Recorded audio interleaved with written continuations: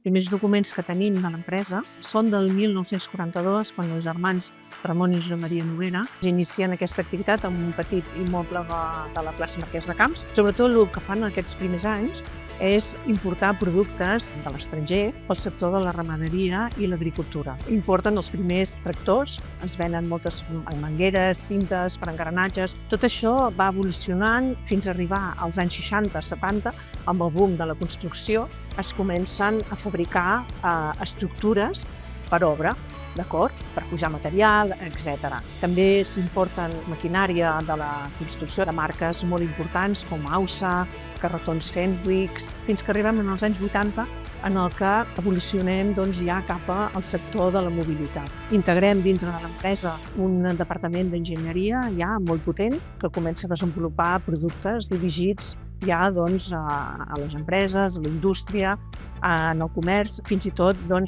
els habitatges. I es comencen a fabricar plataformes, ascensors, elevadors, muntaplats, fins a arribar avui que intentem seguir millorant els nostres productes amb materials més moderns, menys contaminants i esperant que tot això evolucioni cap a un futur millor.